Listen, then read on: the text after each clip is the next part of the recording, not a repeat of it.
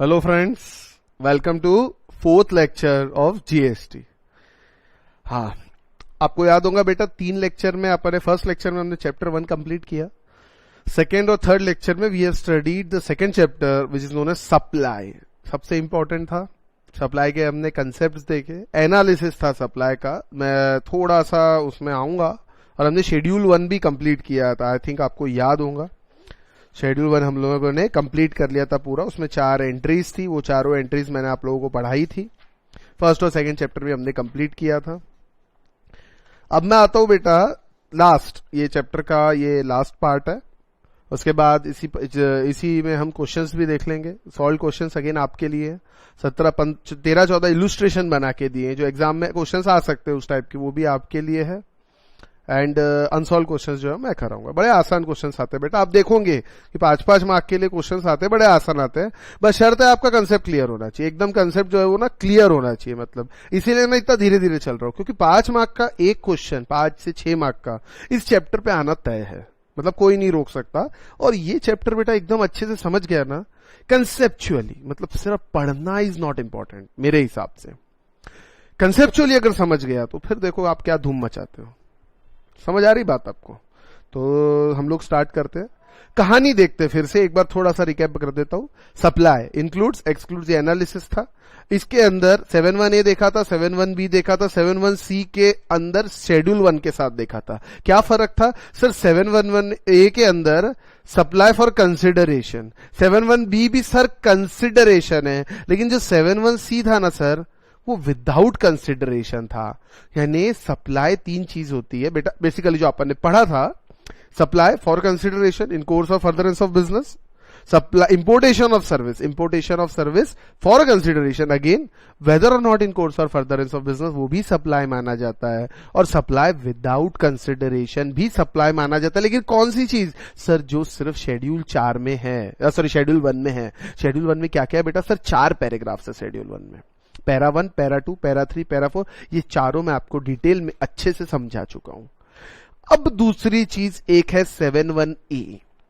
बेटा ये जो 7(1)A है ना, ये पहले नहीं था, 2018 के बाद आया है।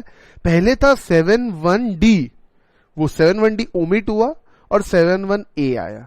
अब ये काफी पहले हो चुका है, इसलिए मैं 7(1)D क्या है ये सब चर्चा में करके कोई मतलब नहीं है। हम सिर्फ देखेंगे सीधा 7(1)A जो आया है वो क्या है, बराबर।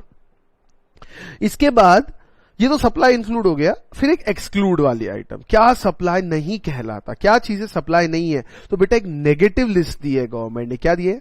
Negative list. देखिए, इंक्लूड्स की अगर कंडीशन वायलेट होती है तो वो तो सप्लाई है ही नहीं, लेकिन एक नेगेटिव लिस्ट दी है कि सप्लाई एक्सक्लूड क्या करता है। मैं इसको डिटेल में पढ़ाऊंगा, मैं अभी ओवरव्यू सिर्फ थोड़ा सा बताया हूं, लेकिन इसकी टेक्निकल चीजें, जो टेक्निकलिटीज हैं, उस पर हम अच्छे से बारीकी से जाएंगे और उन चीजों को हम लोग बेटा डिस्कस करेंगे, ठीक है ना। तो एक एक चीज पढ़ेंगे। तो अभी है क्या? सेक्शन 7(1) तो पढ़ लिया, 7(1)A पढ़ा, 7(1)B, 7(1)C, 7(1) कैपिटल A थोड़ी देर के लिए स्किप करता हूं, उस पे पहले नहीं आता हूं। मैं पहले आऊंगा 7(2) पे। 7(2) एक्सक्लूड की बात करता है, उसका कुछ कारण है, आपको बाद में अपने आप समझ में आ जाएगा। और उसके साथ हमको पढ़ना है शेड्यूल 3। बहुत बढ़िया। टोटल शेड्यूल, टोटल बेटा आपको पढ़ना क्या है, आपको मैं जरा ये बता दूं। देखिए, आपको पढ़ना है सप्लाई में 7(1)A पढ़ना है, 7(1)B पढ़ना है, 7(1)C पढ़ना है, 7(1) कैपिटल A पढ़ना है, 7(1)C के साथ आपको शेड्यूल 1 पढ़ना है, इसके साथ शेड्यूल 2 पढ़ना है, और उसके बाद 7(2), इसमें A B वगैरह सब है, लेकिन इसके साथ आपको पढ़ना है शेड्यूल 3। 7(2) के साथ आपको पढ़ना है शेड्यूल 3। अब 7(2) में है क्या क्या, जरा ध्यान देना। 7(2) में 2 चीजें बेटा, एक A है और एक भी है, और ये थर्ड तो विशेष कोई काम का नहीं, पढ़ेंगे आपको समझ में आ जाएगा। ऐसा कुछ वो नहीं है, इंपॉर्टेंट नहीं है, और इसमें कोई टेक्निकलिटीज ही नहीं है, मतलब कुछ भी नहीं है, ठीक है ना। तो 7(2) A भी है और B भी है, लेकिन A इंपॉर्टेंट है, B तो बहुत आसान है, देख के समझ में आ जाएगा। A के साथ शेड्यूल 3 को भी जोड़ा है। What is schedule 3? शेड्यूल देखिए, 7(1)C के साथ शेड्यूल 1 क्या था? 7(1)C में activities which are specified in schedule 1 made और agreed to be made without consideration, ये 4 activity even though without consideration दी जाती है तो वो एक्टिविटीज को हम क्या कहेंगे, सप्लाई मानेंगे। क्योंकि सप्लाई की जो ऊपर दोनों डेफिनेशन है 7(1)(a) की 7(1)(b) की, दोनों ही डेफिनेशंस में कंसिडरेशन होना बहुत जरूरी है, दोनों ही सेक्शन में कंसिडरेशन होना बहुत जरूरी है। सी ऐसे क्लॉज है जिसमें बिना कंसिडरेशन के भी सप्लाई मान लिया जाएगा, लेकिन कौन सी activities, the activities which are specified in schedule 1। Schedule 1 में 4 एक्टिविटीज स्पेसिफाइड है, ज्यादा कुछ नहीं, वो चारों हम डिटेल में पढ़ चुके हैं, बराबर है। ये था ओवरव्यू स्टैट्यूटरी प्रोविजंस का। 7(1)(a) थोड़ी देर बाद, 7(1) कैपिटल ए थोड़ी देर बाद आता हूं, जिसके अंदर शेड्यूल 2 है। अब मैं आऊंगा 7(2) पे, 7(2) का ए पार्ट, और उसके अंदर है शेड्यूल 3। सबसे पहली बड़ी इंपॉर्टेंट लाइन शेड्यूल 2 की, जो मैं स्टैट्यूटरी प्रोविजन से ही उठा रहा हूं, जरा ध्यान देंगे पहली लाइन पे, not with standing anything contained in subsection 1। ओहो, सबसेक्शन 1 में क्या लिखा है क्या नहीं उससे हमको मतलब नहीं, उसको जाने दो, भाड़ में जान दो उस सबसेक्शन को, नो इफ नो बट, सिर्फ जो मैं बोल रहा हूं सब सर ये जाने दो, भूल जाओ। क्या भूल जाओ? सेक्शन 7 सबसेक्शन 1 में जो भी पढ़ा था भूल जाओ। मैंने बोला सेक्शन 7 सबसेक्शन 1, सबसेक्शन 1(a) नहीं बोला है, ध्यान दे लेना जरा। वहां क्या लिखा है, not with standing anything contained in subsection 1। Subsection 1 में कौन कौन से क्लॉज है सर? सब clause A, sub clause B, sub clause C. ओ हो, मतलब 7(2) ये जो सेक्शन है, ये 7(1)(a), 7(1)(b), 7(1)(c) तीनों को ओवर रूल करता है। आई होप आप समझ रहे, अरे समझ रहे ना, ठीक है ना, तीनों को ओवर रूल करता है। साफ साफ लिखा है, not with standing anything contained in subsection 1। Subsection 1 में क्या लिखा है जाने दो, भूल जाओ। हम अभी जो कह रहे हैं वो सही है, हम जहां से बोलते लाइन वहां से शुरू हो जाती है, ऐसा 7(2) कहता है, ठीक है। 7(2)(a) क्या कहता है? 7(2)(a) एक्टिविटीज और ट्रांजैक्शन स्पेसिफाइड इन शेड्यूल 2, या फिर 7(2)(b) कहता है सच एक्टिविटीज और transaction undertaken by central government, state government, local authority which they are engage as public authority as may be notified by recommendation of the council shall be treated neither as supply of goods nor supply of service। मतलब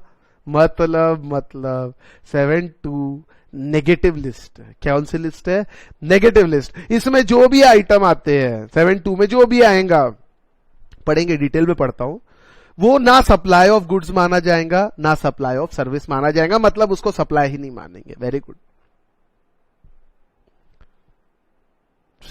समझ में आ रहा है, कुछ तो समझ में आया। हाँ सर समझ में आया, ओवरव्यू आपने हेडिंग तो समझा दी हमको। चलिए ठीक है, हेडिंग देख ली, पैकिंग देख ली, अब अंदर से कंटेंट भी देख लेते, ठीक है। चेहरा क्या देखते हो, दिल में उतर के देखते हैं, ठीक है। सेकेंड पार्ट पे मैं आ रहा हूं बेटा, ध्यान देना जरा। अब ये कहां पे है ये मैं आपको बताता हूं। ये देखिए, यहां तक अपन पढ़ चुके थे। 7(1)(a) पे थोड़ी देर बाद आऊंगा, मैंने आपको कहा था। मैं अभी फिलहाल आ रहा हूं 7(2)(a) पे। ये रहा 7(2)(a), negative list under GST. इसका प्यारा सा नाम एक है, नेगेटिव लिस्ट अंडर जीएसटी, बराबर है ना। नेगेटिव लिस्ट अंडर जीएसटी इसका नाम दिया है। इसका मतलब आपको बताता हूं, ये सप्लाई ही नहीं है, चीज समझिए, ये सप्लाई ही नहीं है।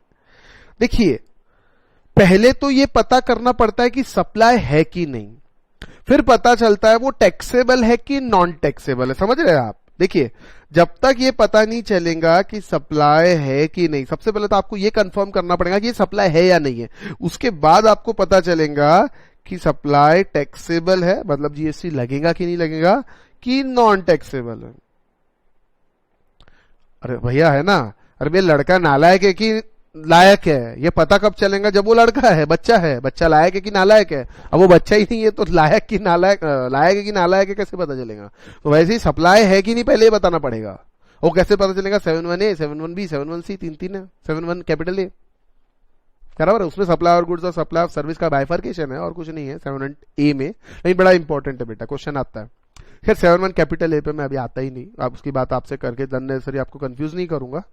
तो कैसा सप्लाई है कि नहीं, सप्लाई है कि नहीं पहले तो ये पता करना पड़ेगा।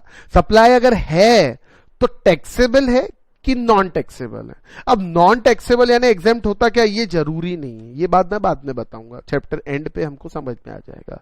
भैया नॉन टैक्सेबल यानी एग्जेम्प्ट होता है क्या, कई लोगों के मन में आ सकता है सर नॉन टैक्सेबल यानी एग्जेम्प्ट होता क्या, नहीं ऐसा जरूरी नहीं है बेटा, इसके बारे में मैं बात बाद में करूंगा, अभी नहीं करता, हो भी सकता है नहीं भी हो सकता, ठीक है।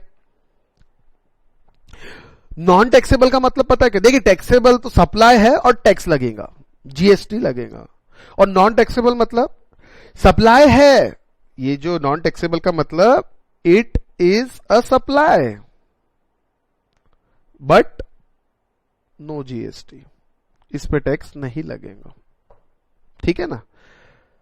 और नॉट अ सप्लाई मतलब अगर कोई एक्टिविटी सप्लाई ही नहीं है, सप्लाई ही नहीं है, तो फिर टैक्सेबल और नॉन टैक्सेबल यहां तो कुछ करना ही नहीं पड़ेगा ना। अगर सप्लाई ही नहीं है तो आगे जाने का तो सवाल ही नहीं उठता, फिर क्या टैक्सेबल और क्या नॉन टैक्सेबल बहुत दूर की बात। अरे लड़का ही नहीं है तो क्या लायक क्या नालायक, किसी आदमी को अगर बच्चा ही नहीं है, समझ लो एग्जाम्पल दे रहा हूं, तो क्या लायक और क्या नालायक, बराबर है ना।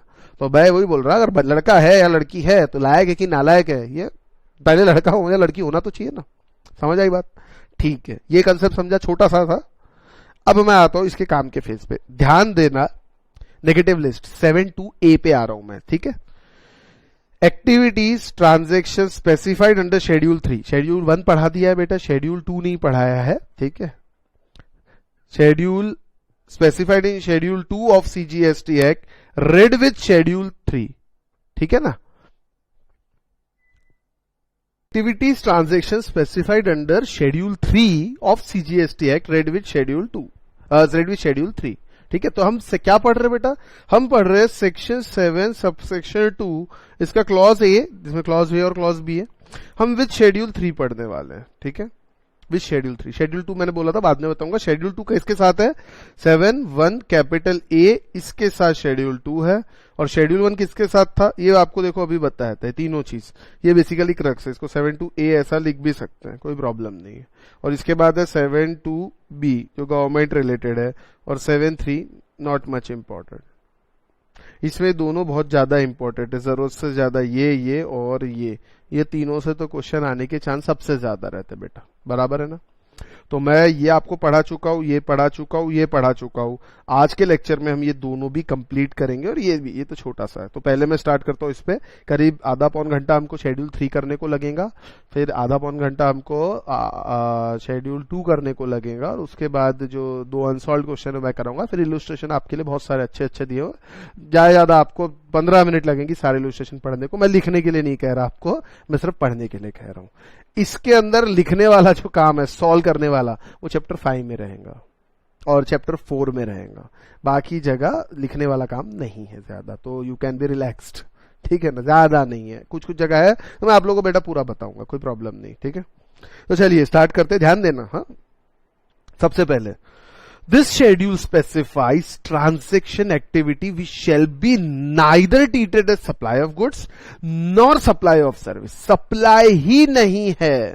इसके अंदर इस नेगेटिव लिस्ट में जो भी एंट्री ट्रांजैक्शन लिखे हैं वो सप्लाई ही नहीं है, उसको सप्लाई नहीं मानना है। तो टैक्सेबल क्या और बिना टैक्सेबल क्या, सवाल ही नहीं उठता। मैंने अभी बताया था टैक्सेबल नॉन टैक्सेबल तो तब होगा जब सप्लाई मानेंगे। मैं कहता हूं कि सप्लाई ही नहीं मानना है, इसके अंदर जो एंट्रीज है उसको सप्लाई ही नहीं मानना है। क्यों नहीं मानना है, लिखा है गवर्नमेंट ने, भैया इसको सप्लाई नहीं मानेंगे, नहीं मानेंगे तो मत मानने, तो आपके कह जा रहा, सही है ना। चलिए ठीक है, सबसे वेरी इंपॉर्टेंट चीज, पहला पार्ट, एक्टिविटीज और transaction which shall be treated neither as supply of goods nor supply of service. पहला, उसमें पहला, इसके अंदर टोटल बेटा बताओ कितने, आपको अभी बता देता हूं, टोटल 6 हैं, इसके अंदर टोटल 6 है, और फिर 7(2)B भी है। तो ये 7(2)A और 7(2)B ये दोनों मिला के एक्टिविटी, ये तो रेड विथ शेड्यूल 3 है, और 7(2)B जो कहता है, जरा एक बार आ जाता उस पे, नोटिफाइड बाय गवर्नमेंट, ठीक है। तो उसकी बात बाद में करूंगा ना, चलिए ठीक है, एक एक पढ़ते आराम से शांति से, हमको कोई घाई नहीं है। Service by an employee to the employer in course of और in relation to his employment. बहुत बड़ी बात बोल दी सर, एम्प्लॉयर एम्प्लॉयमेंट का पिछले लेक्चर में कुछ तो भी देखा था सर, और आपने बोला था सप्लाई मानेंगे लेकिन 50,000 रुपए तक का साल भर में रहेगा तो नहीं मानेंगे, ऐसा कुछ तो भी बताया था सर आपने। हाँ बताया था, सही बात है। इस सेक्शन की सेक्शन 7 सब सेक्शन 2 की पहली लाइन क्या थी, भूल गए आप? पहली लाइन क्या थी? नहीं याद तो मैं याद दिलाता हूं। क्या थी पहली line? Not with standing anything content in subsection 1। अरे जाने दो साहब, सबसेक्शन 1 में क्या लिखा है भूल जाओ, अभी जो हम कह रहे हैं वो होगा। गवर्नमेंट आपसे बात कर रही है मेरे थ्रू, वो उस वक्त बोला था ना, हाँ भूल जाओ, क्या कहना है, अभी हम जो कह रहे हैं वो मानो। क्या कह रहे हैं हम कहते हैं कि ट्रांजैक्शन और activity specified in schedule 3 shall be neither treated as goods not treated as supply of service. ना उसको सप्लाई ऑफ गुड्स मानेंगे ना सप्लाई ऑफ सर्विस मानेंगे। बहुत बढ़िया, बहुत बढ़िया। मतलब क्या होता है पता है? पहले क्या देखा वो भाड़ में जान दो, उसको भाड़ में जाने दो, जो अभी कह रहा वो मानो। ये 6 चीजों के अंदर पहले क्या बोला सर, मतलब नहीं, अब जो कह रहे हूं मानना पड़ेगा। वेरी गुड, स्पेसिफिक है ये सेक्शन, स्पेसिफिक है। चलिए कोई बात नहीं, ये आपको बता चुका। अब मैं बेटा बार बार रिपीट नहीं करूंगा, नॉट विथ स्टैंडिंग, ये बात ध्यान रखना मेरी, कर चुका हूं रिपीट। हाँ, अब जरा वर्ड शब्दों, थोड़ा शब्दों का देख लेते, फिर जरा एग्जाम्पल से स्टार्ट करूंगा, आप लोगों को चिंता नहीं होगी। Service by an employee to employer, employee ने एम्प्लॉयर को सर्विस दी। बेटा एक राज की बात बताऊं आपको, पूरे जीएसटी में एक राज की बात बताता हूं, जरा ध्यान से सुनना, और जरूरत है तो लिख लेना, चलो लिख के भी बताऊंगा मैं। ये राज की बात है, हा? आपके मेरे बीच की। जीएसटी हमेशा ध्यान रखना, जीएसटी में मैं लगे तो हिंदी इंग्लिश यूज कर रहा हूं, ठीक है ना, गार्ड बांध लो ये बात को। जीएसटी में जिसको भी, जीएसटी में जिसको, इंग्लिश में भी लिखा सकता है लेकिन आपको समझना चाहिए, जीएसटी में जिसको पैसा मिलता है, क्या मिलता है? पैसा मिलता है, मतलब जो भी जीएसटी के ट्रांजैक्शन में जिसको पैसा मिलता है वो आदमी सर ऑलवेज क्या होता है? सप्लायर होता है। बात ध्यान रख लेना। आपने गुड्स खरीदे, आप दुकानदार हो, मैं कस्टमर हूं, मैं आता हूं गुड्स खरीदने के लिए, मैं बोलता हूं ये लोग मुझे गुड्स दीजिए और ये पकड़ो पैसे। पैसा किसको मिला? आपको। तो सप्लायर कौन हुए? आप हुए, आप दुकानदार हो, सप्लायर ऑफ गुड्स। तो जीएसटी में जिसको पैसा मिलता है वो ऑलवेज सप्लायर होता है। इसका उल्टा क्या हुआ?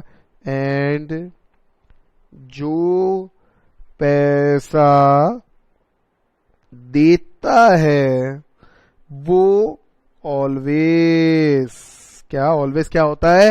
रिसिपिएंट। क्या होता है? रिसिपिएंट की डेफिनेशन देखिए, फिर से नहीं बताऊंगा। रिसिपिएंट होता है, क्या होता है? रिसिपिएंट, RECEI, रिसिपिएंट होता है। बेटा हिंदी थोड़ी कमजोर है, ठीक है, कमजोर यानी राइटिंग थोड़ी अजीब, समझ लेना।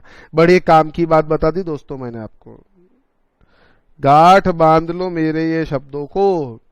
कभी भी दिक्कत हो एग्जाम में, कभी भी, तो ये इस चीज को ध्यान करना, मैं आ जाऊंगा, मतलब ये क्लियर हो जाएगा। जीएसटी में क्या? जिसको पैसा मिलता है वो ऑलवेज सप्लायर होता है, और जो पैसा देता है वो हमेशा रिसिपिएंट होता है। चलो मुझे एक बात बताओ, एम्प्लॉयर एम्प्लॉय के अंदर कौन सप्लायर और कौन रिसिपिएंट? पैसा किसको मिलता है सर? एम्प्लॉय को मिलता है। पैसा देता कौन है? एम्प्लॉयर देता है। तो एम्प्लॉयर एम्प्लॉय सर्विस है, एम्प्लॉय एम्प्लॉयर को सर्विस देता है, बराबर है ना। पैसा मिलता है वो हमेशा सप्लायर होता है। तो यहां पे एम्प्लॉयर एम्प्लॉय रिलेशनशिप में who is the supplier of service? Sir employee is the supplier. बोलो हाँ, बोलो ना बोलो, है ना। एम्प्लॉय इज द सप्लायर, ठीक है। और रिसिपेंट कौन है? Sir employer is the recipient, सीधी बात है, पैसा देता है, सैलरी देता है। चलिए ये तो गार्ड आपकी बांध दी मैंने, ठीक है ना। उसके बाद मैं कुछ और चीज पे आऊंगा, जरा शब्दों को थोड़ा सा ध्यान रखना, ये शब्दों को बाद में मैं करामात करने वाला हूं, ठीक है ना। Service by an employee to employer in course or in relation to his employment, ये बड़े काम का शब्द है। इन कोर्स ऑफ और in relation to, in during the course of or during the relation to employment अगर कुछ मिलता है तो बेटा उसको सर्विस माना जाता है। सॉरी, उसको ना सर्विस माना जाएगा ना वो माना जाएगा। बराबर है सर, बहुत बढ़िया बात है। प्रॉब्लम हो गई है तो प्रॉब्लम यानी सर वो कुछ तो पहले भी देखा था। हाँ ठीक है, पहले पे वापस आऊंगा 2 मिनट। लेकिन अभी इसका मतलब क्या हुआ, यानी अगर मैंने सैलरी दी, मैं एम्प्लॉयर हूं, आप एम्प्लॉय, मैंने सैलरी दी, तो क्या वो सर्विस, सैलरी मतलब पेमेंट किया आपने, मुझे सर्विस दी, क्या उस सर्विस पे जीएसटी है? नहीं सर, उसको एक्सक्लूड कर दिया है। Oh very good, thank God, exclude. देखिए ना, क्लियर दिया है नेगेटिव लिस्ट में। 1 में क्या लिखा उससे मतलब नहीं, ये जो बोल रहे हैं वो मान्य रहेगा। तो यहां क्या बोल रहे हैं, service by employee to employer in course of relation to his employment, it shall be neither treated as supply of goods nor the supply of service। चलिए एक जरा एग्जांपल्स देखते हैं, इसके बाद इसका बड़ा बाइफर्केशन भी कराऊंगा आपको, बाइफर्केशन थोड़ा सा। अब यानी इसका मतलब है एम्प्लॉय की सैलरी पे जीएसटी नहीं लगेगा, ये तो क्रक्स निकल के आ गया, हमारे को समझ में आ गया। अब मुझे एक चीज बताओ,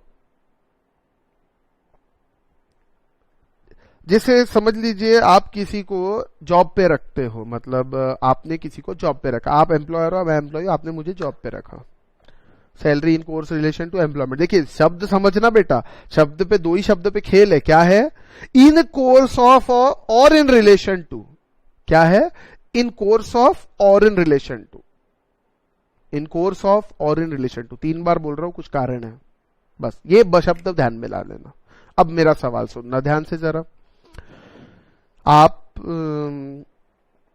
मैं एम्प्लॉयर हूं, मैं एम्प्लॉई हूं, मैं आपके यहाँ जॉब करता हूं, और हम बॉन्ड साइन करते हैं कि अगर 3 साल का बॉन्ड साइन किया, 3 साल पहले मैं भी छोड़ के नहीं जा सकता, और आपने अगर मुझे टर्मिनेट कर दिया बॉन्ड कंप्लीट होने के पहले, बॉन्ड मैच्योर होने के पहले, प्री मैच्योर टर्मिनेशन, अगर आपने मुझे निकाल दिया, तो उस केस के अंदर आपको मुझे एक लम सम अमाउंट देना पड़ेगा। तो चलिए अब मैं आपको सवाल पूछता हूं, प्री मैच्योर टर्मिनेशन, मेरा बॉन्ड मैच्योर ही नहीं हुआ और मैंने आपको बोला, आपने मुझे निकाल दिया, यानी 3 साल का हमारा बॉन्ड था, 2 साल मैंने ईमानदारी से काम किया और तीसरे साल आप मुझे निकाल देते हो कि भैया अभी काम नहीं है कंपनी के पास, काम अच्छा था, मेरा काम बहुत अच्छा था, आप निकाल देते हो किसी कारण से, पैसे नहीं है अभी, तो आप मुझे कंपेंसेशन दोगे, 2 महीने की सैलरी, 3 महीने की सैलरी, जो भी हमारे बीच में तय हुआ होगा बॉन्ड में। क्या वो कंपेंसेशन जो मिला वो सप्लाई ऑफ सर्विस, गुड्स तो सवाल ही नहीं उठता, क्या वो सप्लाई ऑफ सर्विस है? क्या वो नेगेटिव लिस्ट में है कि नहीं है? मुझे इस चीज का जवाब दीजिए। देखिए अपने को मैं आपको बता दूं, शेड्यूल 1 के पैरा 2 के अंदर भी इसके बारे में देखा था, इसी टाइप का कुछ देखा था। चलिए एक बार वहां पे भी आपको लेकर चल ही लेता हूं।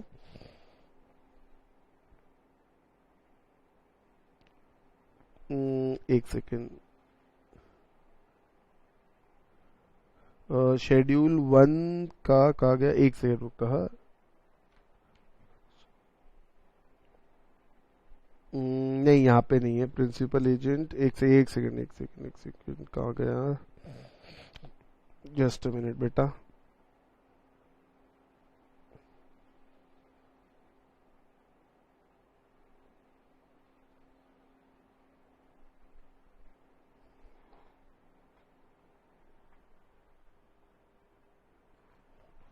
ये रहा, gifts by employee to employee, schedule 1 के पैरा 2, शेड्यूल 1 का पैरा 2 रिलेटेड पर्सन वाला था, डीम डिस्टिंक्ट पर्सन वाला था।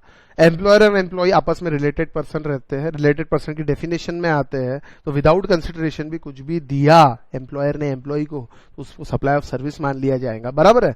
लेकिन यहाँ पे 50,000 रुपए तक का गिफ्ट एग्जेम्प्ट करके रखा है, ठीक है, ये एक चीज यहां पे है। चलिए इस चीज को ध्यान में रख के मैं पहले दूसरी चीज पे आता हूं।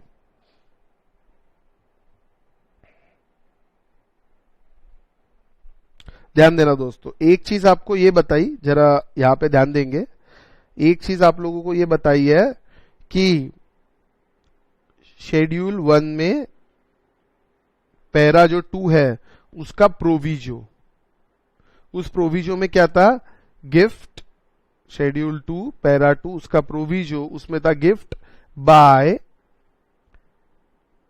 एम्प्लॉयर टू एम्प्लॉय, बराबर है, gift by employer to employee, ठीक है।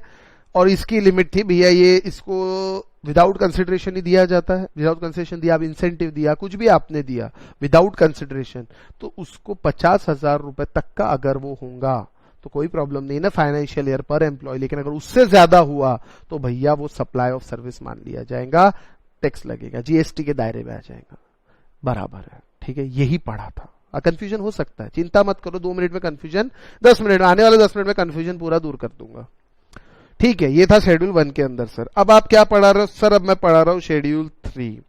शेड्यूल 3 में मैं क्या पढ़ा रहा हूं? मैं पढ़ा रहा हूं पैरा 1। शेड्यूल 3 का मैं क्या पढ़ा रहा हूं दोस्तों? आपको पैरा 1 पढ़ा रहा हूं, बराबर है। अब ये जो शेड्यूल 3 का पैरा 1 है, इसके अंदर कुछ और लिखा है। इसके अंदर क्या लिखा है सर? ये नेगेटिव लिस्ट, इसको सर्विस ही नहीं मानेंगे। बेटा प्रीवेल क्या करेगा? शेड्यूल 3 की schedule 1, sir obviously schedule 3 prevail करेगा। तो सर शेड्यूल 1 के फालतू डाला था? नहीं, फालतू नहीं डाला था। शेड्यूल 3 में 2 वर्ड्स डाले हैं, जरा ध्यान देना। ये वर्ड्स कुछ कहते हैं, ये वर्ड्स कहते हैं इन कोर्स ऑफ और इन रिलेशन टू एम्प्लॉयमेंट। ओ हो, इन कोर्स ऑफ और इन रिलेशन टू एम्प्लॉयमेंट। चलिए ठीक है, ये वर्ड्स पे थोड़ा खेल देंगे, लेकिन उसके पहले मैं आपको बताता हूं वो जो एग्जाम्पल जो हम कंटिन्यू कर रहे थे, टर्मिनेशन ऑफ कॉन्ट्रैक्ट। आपने मुझे 2 महीने की सैलरी दी, आपने मुझे नौकरी से निकाला, क्या ये क्या ये जो आपने मुझे 2 महीने की सैलरी दी है टर्मिनेशन का, क्या ये during the course of employment है कि नहीं? आपने मुझे क्यों दिया? सर एम्प्लॉयमेंट कॉन्ट्रैक्ट में ऐसा लिखा था। काय में लिखा था? कम ऑन, एम्प्लॉयमेंट कॉन्ट्रैक्ट में ऐसा लिखा था कि अगर प्री मैच्योर टर्मिनेशन हुआ तो आपको 2 महीने की सैलरी देनी पड़ेगी। सर एम्प्लॉयर को, एम्प्लॉय को 2 महीने की सैलरी देनी पड़ेगी, ऐसा लिखा था एम्प्लॉयमेंट कॉन्ट्रैक्ट में, बराबर। तो ये कहां आ जाएगा? ये आ जाएगा शेड्यूल 3 में, in relation, in course of on relation to employment है। समझ आई बात? यानी अगर लेमेंट है उसे समझना है तो एम्प्लॉयमेंट कॉन्ट्रैक्ट का पार्ट है क्या? ये जो पैसा जो दिया जा रहा है ये एम्प्लॉयमेंट कॉन्ट्रैक्ट का पार्ट है क्या? पहले तो ये समझ लो बेटा। तो देखिए एग्जाम्पल्स है बेटा, कुछ एग्जाम्पल्स हैं। Amount received by employee from his employer on premature termination of contract of employment are treatable as amounts paid in relation to service provided in course of or in relation to, ठीक है, in relation to service provided by employee to the employer in course of employment। समझ आई बात? in relation to और in course, ये word आने चाहिए, ध्यान रखना, केस टू केस एग्जामिन करना पड़ेगा, ठीक है। इसके बाद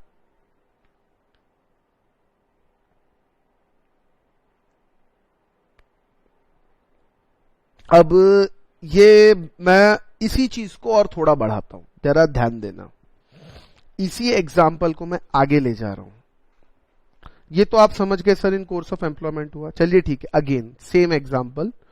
3 साल का अपना कॉन्ट्रैक्ट था बेटा, आप एम्प्लॉयर हो, मैं एम्प्लॉय हूं। 3 साल का कॉन्ट्रैक्ट था, मैंने पूरे 3 साल जॉब किया, पूरे 3 साल। अब रिटायरमेंट, अब मैं जॉब छोड़ रहा हूं, आप मुझे कहते हो बेटा और आपको करना है कि हमारे कंटिन्यू, बोलता नहीं। तो आप मुझे पूछते हो अब आप क्या करोगे?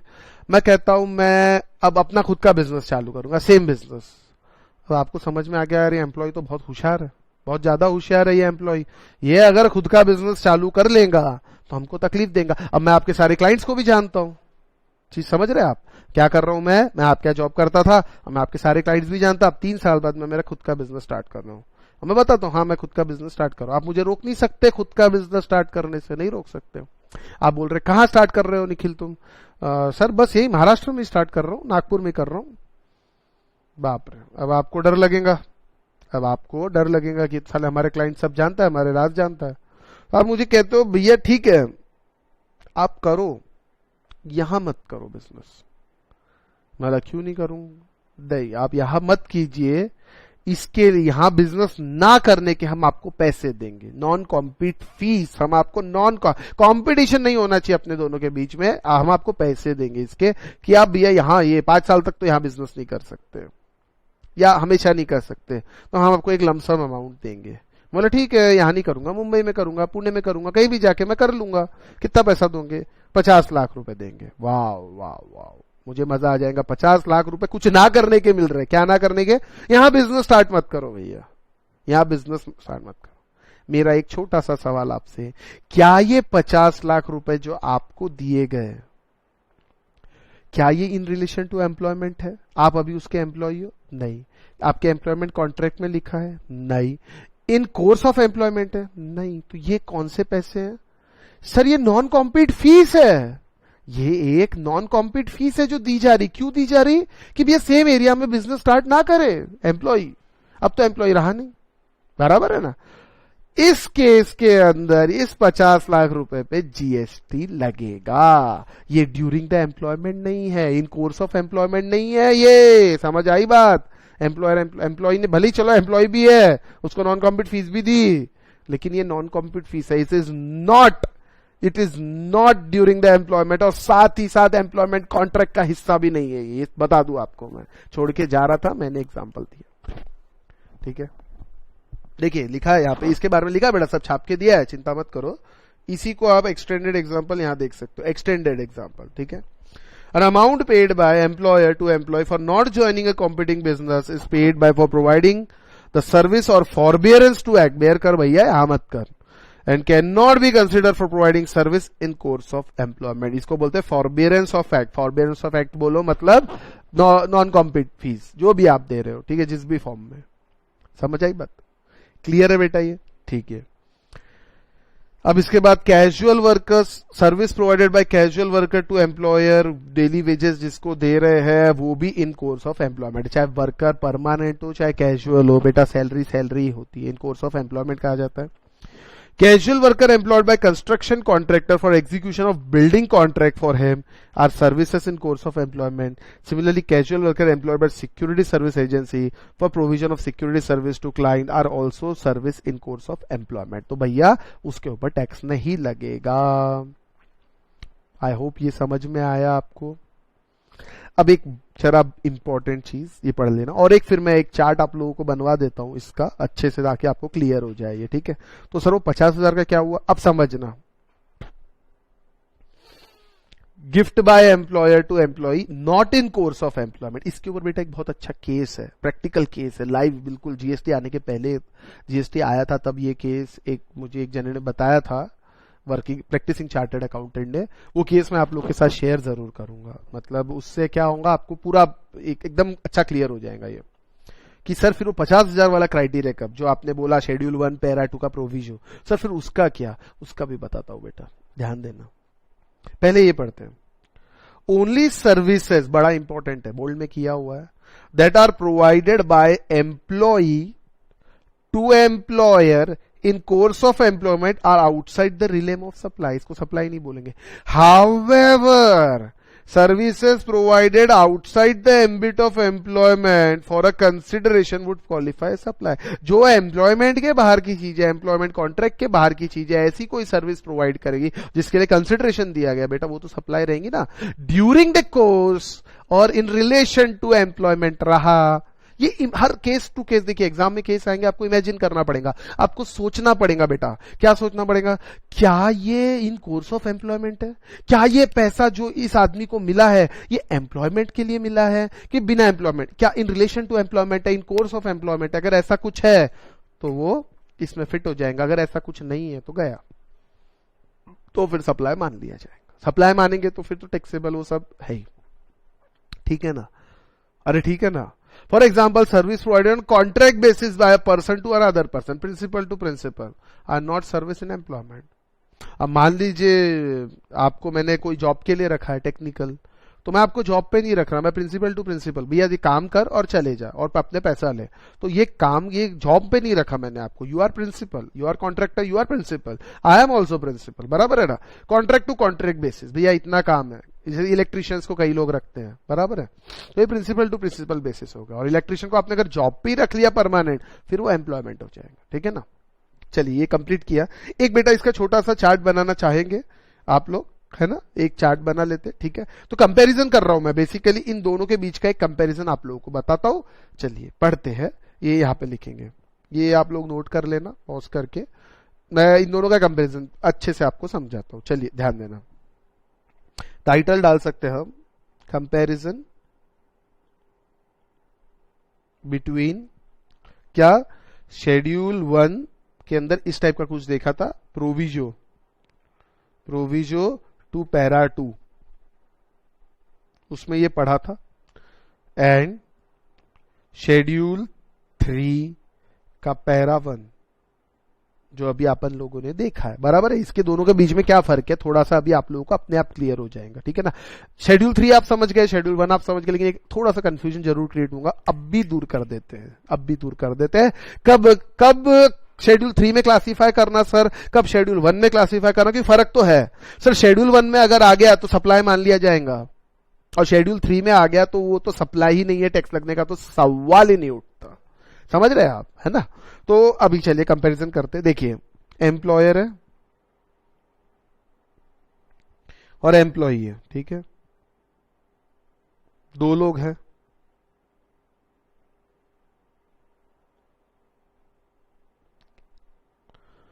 बेटा जब भी जैसे मैं पढ़ा रहा हूं तो आप साइमल्टेनियसली भी ड्रॉ कर सकते हैं, आप बाद में पॉज करके भी कर सकते हैं, आपकी जैसे इच्छा है ना, उसमें कोई प्रॉब्लम नहीं है।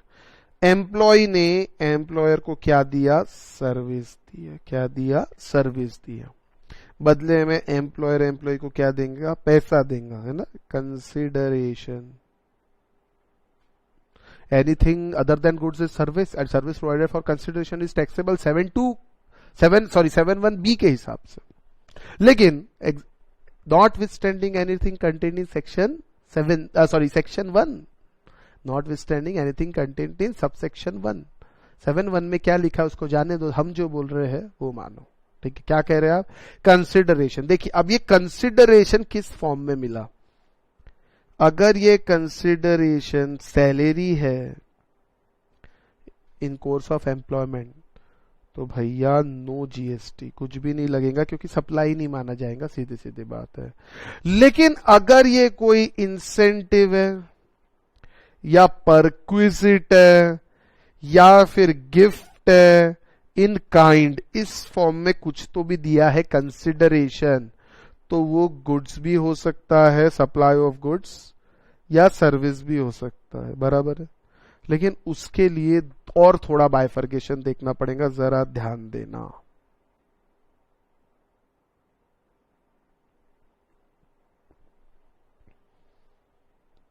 कैसे सर, चलिए देखिए, अगर मैं इसको नेक्स्ट पेज पे कंटिन्यू करता हूं दोस्तों तो ज्यादा बेटर रहेगा, है ना, इसी को मैं नेक्स्ट पेज पे कंटिन्यू कर देता हूं। देखिए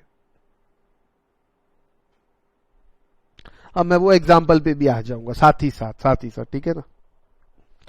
चलिए हाँ, यहां लिखते हैं,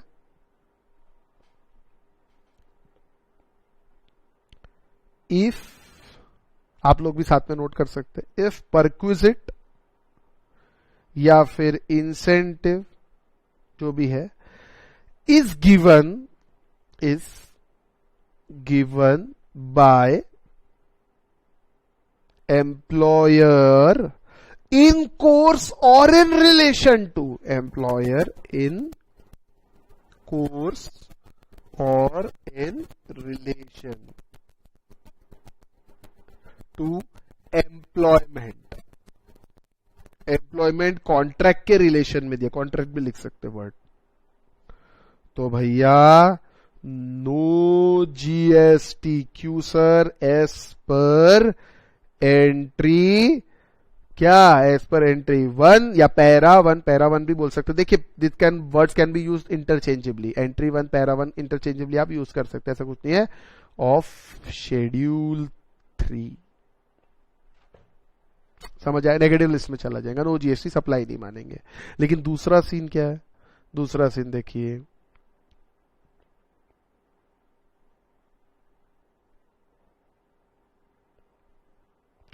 but if it is not in course or in relation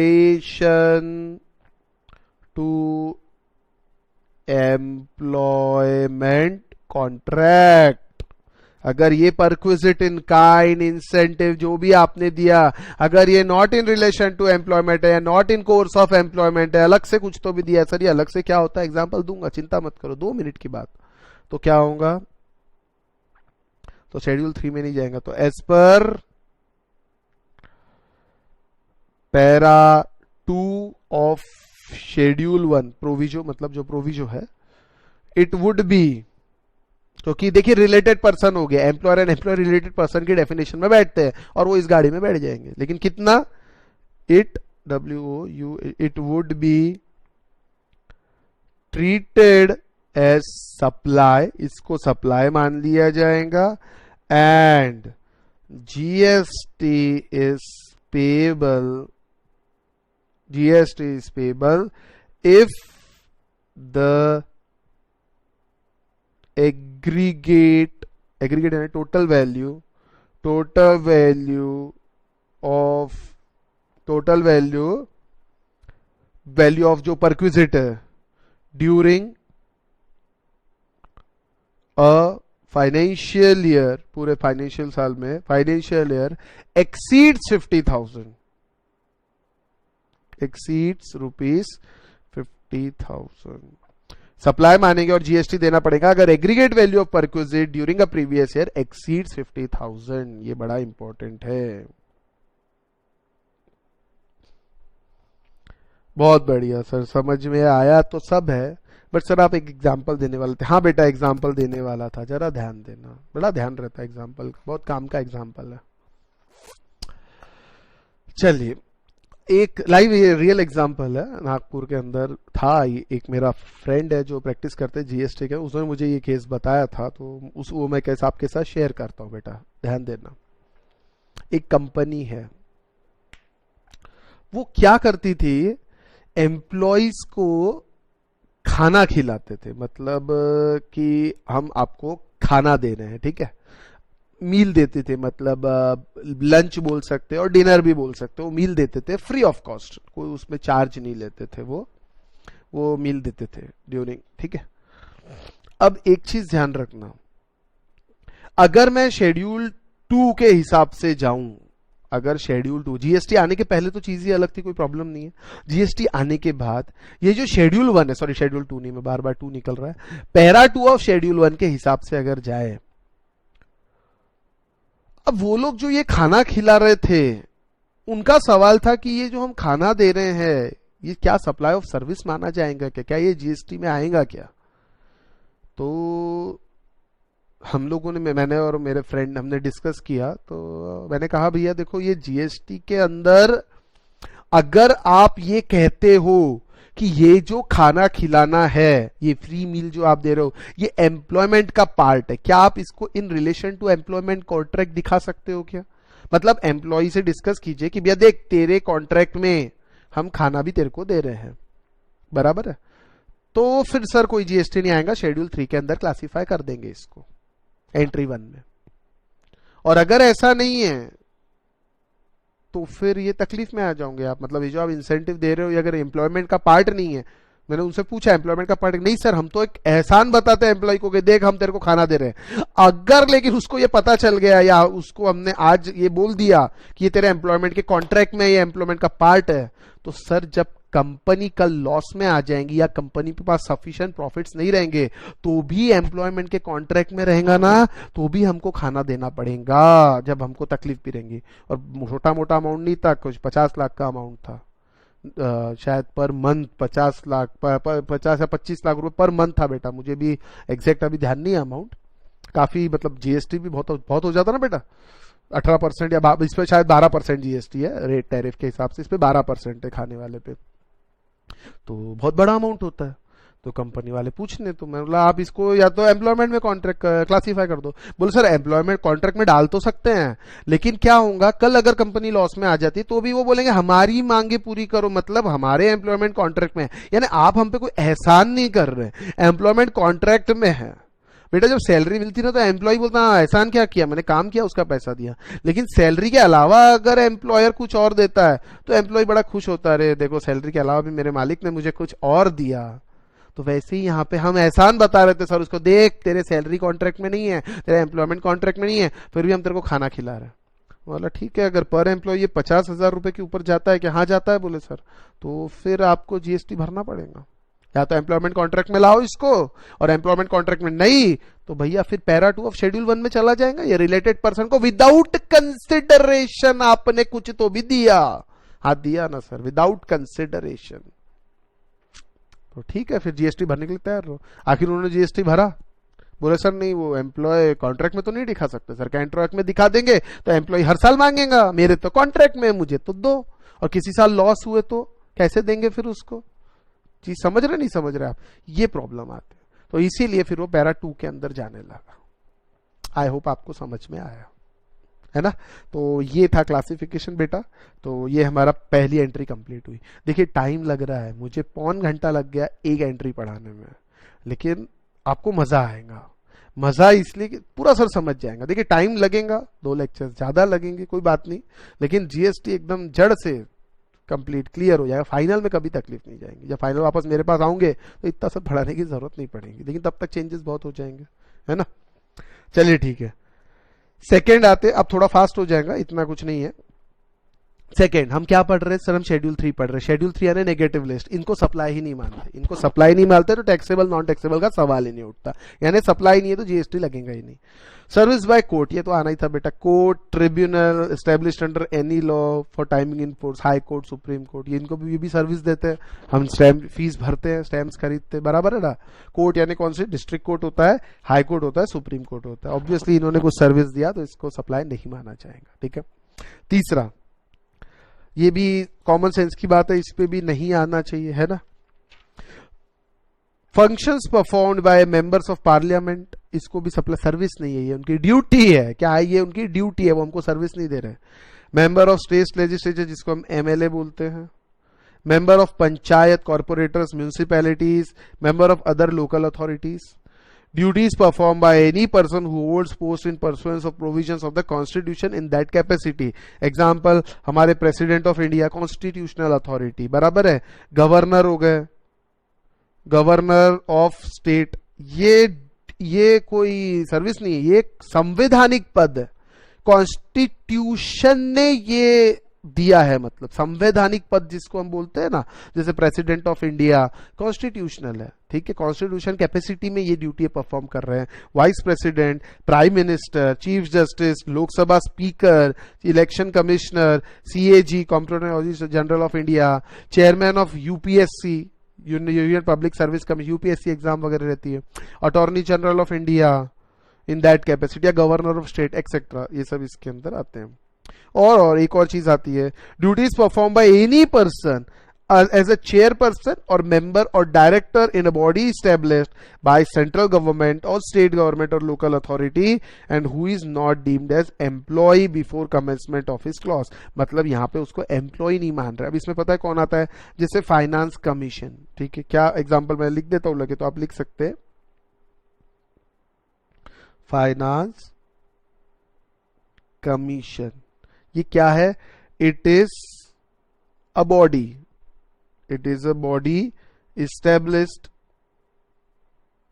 it is a body established by president of India। अब इसके अंदर जो चेयरमैन है, डायरेक्टर है, मान लीजिए चेयरमैन, डायरेक्टर, जिसको अपॉइंट किया जाएगा, तो ये स्पेशल बॉडीज है एज अ चेयरमैन, डायरेक्टर, जो सेंट्रल गवर्नमेंट या स्टेट गवर्नमेंट या कोई और लोकल अथॉरिटी ने स्टैब्लिश किया है। तो ये कमीशन जो गवर्नमेंट को रिपोर्ट करेगा, इसके डायरेक्टर, तो इस पे भैया उसको आउट ऑफ जीएसटी रखा जाएगा। आई बात समझ में, उसको आउट ऑफ जीएसटी रखा जाएगा। चलिए ठीक है। इसके बाद एक और चीज,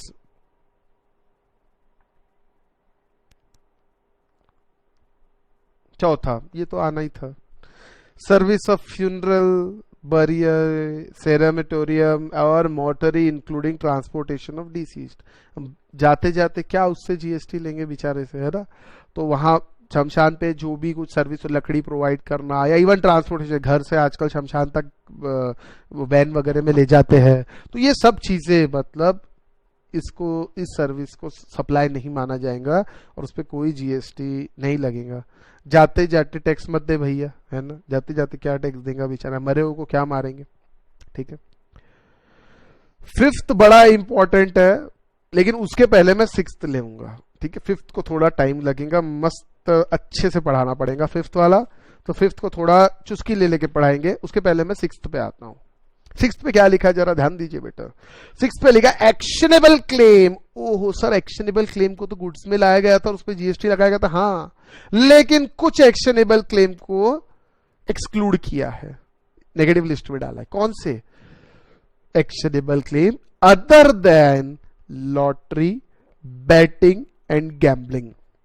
मैंने उस वक्त भी बताया था गवर्नमेंट का इंटेंशन लॉटरी, बैटिंग और गैम्बलिंग को जीएसटी के दायरे में लाना है। तो समझ लो बात, actionable claim other than lottery, betting, gambling, इनके अलावा और कोई भी एक्शनेबल क्लेम हो तो वो यहां पे आएगा, यहां पे यानी शेड्यूल 3 में आएगा। शेड्यूल 3 में आएगा मतलब उस एक्शनेबल क्लेम को सप्लाई नहीं बोलेंगे। सर वहां तो आपने बोला था goods, no if no but, मैंने पहले ही आपको बोला था सेक्शन 7 सबसेक्शन 2 कहता है not withstanding anything contained in subsection 1। उसमें क्या लिखा था? कोई मतलब नहीं, इफ बट जाने दो, हम जो अभी कह रहे हैं वो सुनो। ठीक है, तो उसके बारे में लिखा है, however this para of schedule 3 specifically exclude actionable claim other than lottery, betting, gambling from the ambit of supply. यानी लॉटरी, बैटिंग, गैम्बलिंग को अभी भी सप्लाई माना जाएगा और उस पर जीएसटी लगेगा। ठीक है, only lottery, betting and gambling are treated as supply, all other actionable claim are outside the ambit of supply. बाकी के एक्शनेबल क्लेम के कुछ एग्जांपल्स यहां दिए हैं, आप देख सकते हैं। ठीक है, अब वेरी वेरी इंपॉर्टेंट चीज, पैरा 5 एंट्री 5 ऑफ शेड्यूल 3, जरा वर्ड्स पे ध्यान देना। Sale of land and subject to paragraph 5 of schedule 2। Schedule 2 के 5 में क्या लिखा है अभी पता नहीं है हमारे को, वो बाद में बताऊंगा और अभी डिस्कस भी नहीं करेंगे, उसका फिलहाल रेलेवेंस भी नहीं है रेलेवेंस है लेकिन उसके बिना भी ये समझाया जा सकता है। And sale of building, 2 part में बांट दिया मैंने इसको, है ना। एक आपने लिखा sir sale of land, sale of land is not a supply, supply नहीं, गुड्स सर्विस तो बात की बात है जी, सप्लाई नहीं मान रहे सेल ऑफ लैंड को, अच्छी बात है। सिर्फ बेटा एक वर्ड पे थोड़ा 3 बार अंडरलाइन कर लो आप भी, उसका कहानी बाद में बताऊंगा।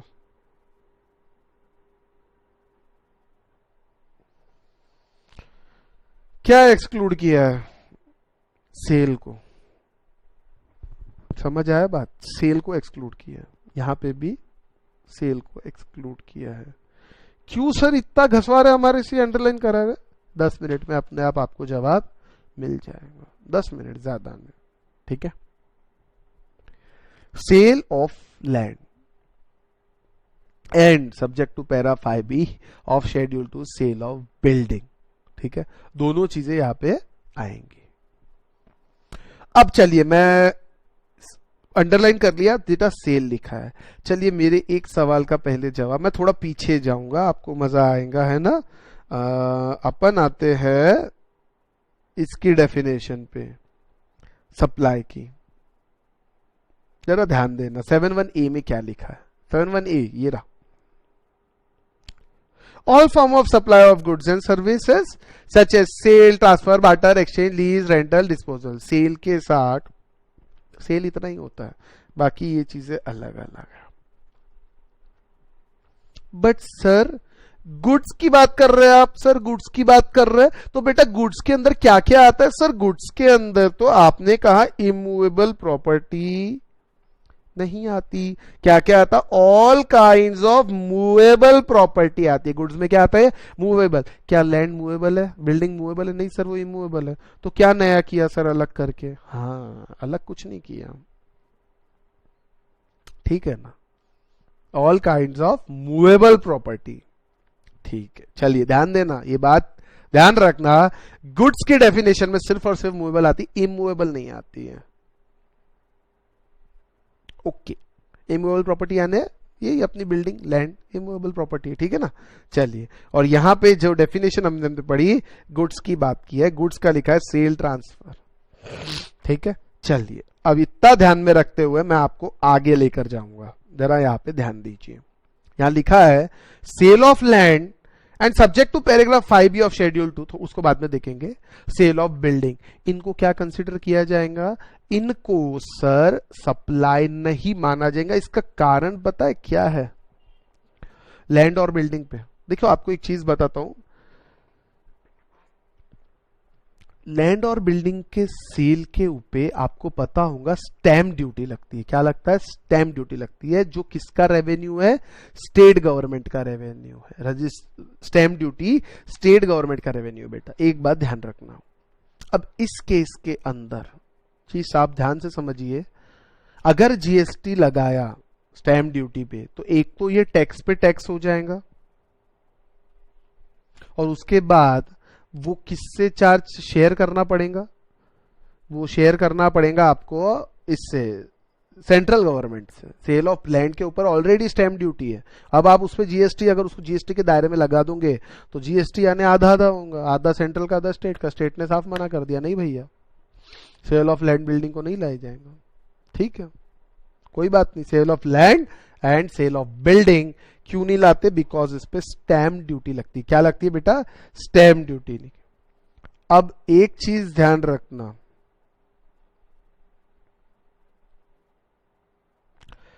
गुड्स की डेफिनेशन तो दिखा दिया, सर्विस की डेफिनेशन में क्या था वापस देख लो।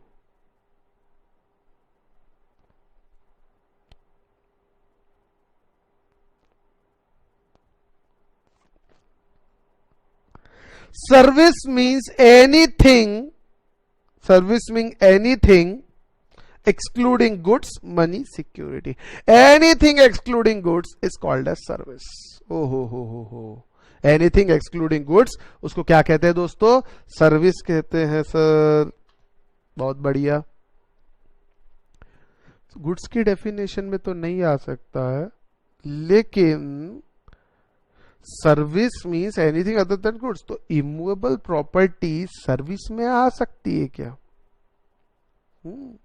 देखिए, गुड्स में सिर्फ मूवेबल प्रॉपर्टी आती है, गुड्स में सिर्फ मूवेबल प्रॉपर्टी आती है, और गुड्स के अलावा जो भी है उसको सर्विस मान लिया जाता है। गुड्स के अलावा जो भी सर्विस मान लिया जाता है, तो सर सर्विस पे तो जीएसटी है ना। अरे हाँ की ना, देखिए ना सर्विस पे जीएसटी यहां लिखा है ना आपने, सप्लाई ऑफ गुड्स और सर्विस, तो इमूवेबल प्रॉपर्टी कहीं सर्विस में आ गई तो,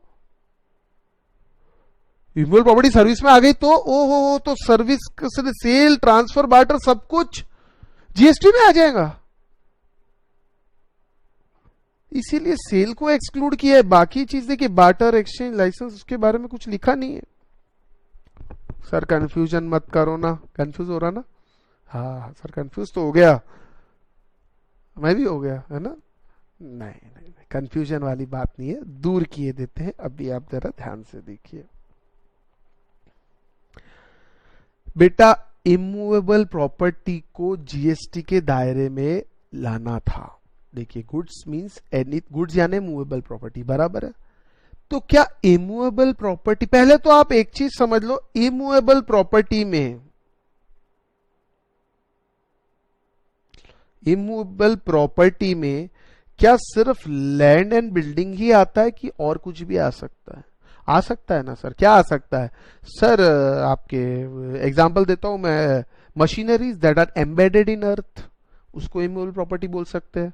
आपके बेस्ट एग्जांपल टेलीकम्युनिकेशन टावर्स, सुना होगा आपने, telecommunication towers embedded in earth, उसको भी इमूवेबल प्रॉपर्टी बोलते हैं। जैसे जियो का टावर है, या बीएसएनएल का टावर है, या आइडिया का टावर है, ये भी इमूवेबल प्रॉपर्टी है। ओहो, सही बात है। तो गुड्स में नहीं आती immovable property, immovable property service में आ जाती है। हाँ आ जाती है सर, बिल्कुल आ जाती है, बिल्कुल। Anything other than goods is service. बहुत वाइड है स्कोप सर्विस की डेफिनेशन का। तो बेटा मुझे एक बात बताओ, सर्विस में आ जाएगा तो ये तो बैंड बज जाएंगी। नहीं सर, बैंड नहीं बजने देंगे। एक यहां देखिए, यहां हमने sale of land and building को बाहर रख दिया है। लेकिन सिर्फ दो इमूवेबल प्रॉपर्टी को बाहर रखा है, कौन सी? लैंड और बिल्डिंग। उसके अलावा सर, उसके अलावा यहां नहीं बैठेंगे। मोबाइल टावर यहां नहीं बैठेगा, मशीनरी जिस एम्बेडेड इन अर्थ यहां नहीं बैठेगा। मतलब क्या वो सर्विस माना जाएगा? हाँ, वो सर्विस माना जाएगा। मतलब सर, बीएसएनएल ने जियो को टावर बेचा तो वो क्या सप्लाई ऑफ सर्विस माना जाएगा? मानना पड़ेगा। गुड्स में नहीं आ रहे तो गुड्स में सिर्फ मूवेबल आ रहे, एनीथिंग अदर देन गुड्स यानी इमूवेबल। इमूवेबल तो भैया सर्विस में आ गया डेफिनेशन के हिसाब से, और सर्विस में आने के बाद उसको हटाया भी नहीं है। देख लो, सिर्फ लैंड और बिल्डिंग के सेल पे, वो भी सिर्फ सेल पे, लीज पे दिया, रेंट से दिया लैंड या बिल्डिंग, उसके बारे में नहीं लिखा है, सिर्फ सेल लिखा है। चीज समझ लो। बार्टर एक्सचेंज भी नहीं लिखा, सिर्फ सेल लिखा है। वर्ड्स पढ़ना पड़ेगा अच्छे से। सिर्फ सेल लिखा है, that mean sale of land and building is not subject, not supply. अब मैं कहता हूं sale of immovable property, sale of immovable property, sale of tower, क्या वो सप्लाई? हाँ सर, उसके बारे में ऐसा कुछ लिखा नहीं कि सप्लाई नहीं है। तो वो सप्लाई कैसे हुआ? इमूवेबल प्रॉपर्टी, क्या इमूवेबल प्रॉपर्टी गुड्स है? नहीं सर, नहीं है। सर्विस है? हाँ सर, सर्विस हो सकता है, क्योंकि anything other than goods is service, ऐसा लिखा है साहब। और वो मनी और सिक्योरिटी भी है, तो आ सकता है। ओ हो, तो ये तो तकलीफ हो गई सर। तो पैरा 5 के बारे में थोड़ा समझाइए हमारे को। चलिए बेटा, समझाते हैं। एक फर्स्ट क्लास चार्ट बना लो, आपको बहुत आसानी हो जाएंगी, है ना? ध्यान देंगे। देखिए, इमूवेबल प्रॉपर्टी,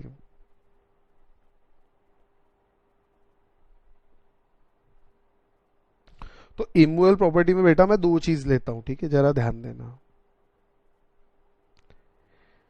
एक इमूवेबल प्रॉपर्टी में मैं लेता हूं लैंड एंड बिल्डिंग, ठीक है? LNB, land and building. और एक है अदर इमूवेबल प्रॉपर्टी, अदर